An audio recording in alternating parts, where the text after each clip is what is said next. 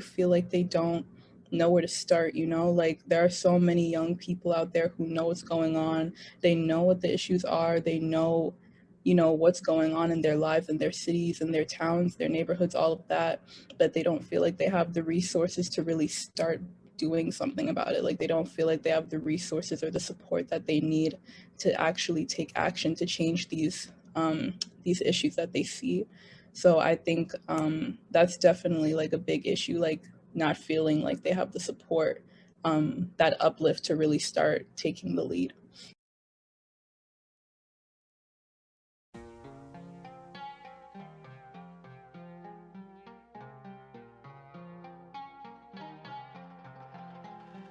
There's so many challenges to building youth power in the city.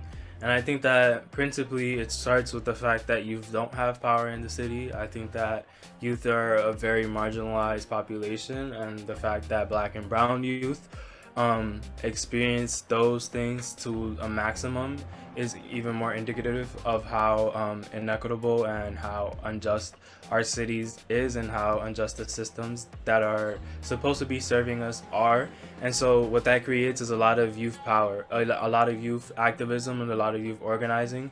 But as far as I was saying, like a lot of the times we're met with not being authentically supported, not being authentically listened to, not our policies being authentically implemented. And so like a lot of the times in the youth power organizing space, I feel, as myself as a youth, I feel tokenized. I don't want to be sitting in a city council office just to get taken, just so that they could take a picture for their Instagram. I want to see real change that's actually being implemented to, provide for the lives of youth, provide for the lives of disadvantaged and marginalized folks all across the city. And so, you know, building youth power is so difficult because it doesn't exist, but that doesn't mean that we're gonna give up.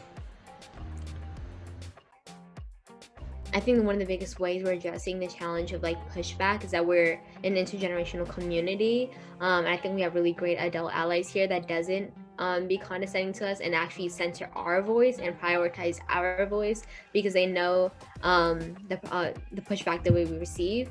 Um, and yeah, I think that's one of the biggest things that can come to mind. But I think also like sociocracy really helps with the structure, and it doesn't make it like there's like a balance of power. No one has too much power, and especially the adults. The adults don't have too much power, and I think that's the most important thing. So I think it's just the intergenerational community and balance of work.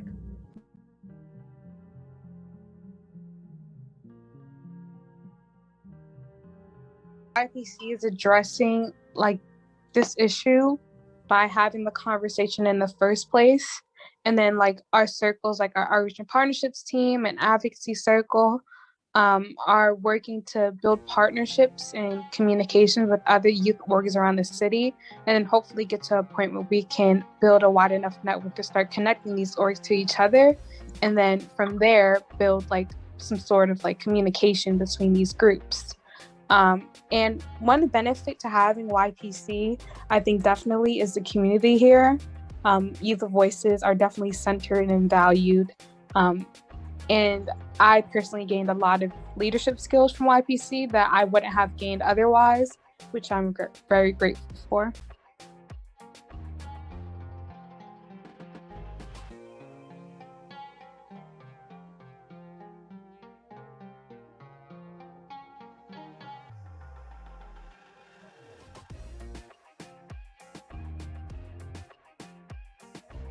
Our practice of leadership by everyone, no one's voice is ignored, the trust from community means that we can dream of things that are new and that are like really different from our existing systems. So it's not just changing existing policy, it's saying, wait, what would happen if we could lower the voting age to 14? What could happen if it's not even just about voting by majority rules, but rather could we have every single young person in every single space be able to make decisions, from like nonprofit boards to the Department of Education to City Hall. And yeah, I'm just really excited by this idea of new things can come out because we have community and because we have such strong values.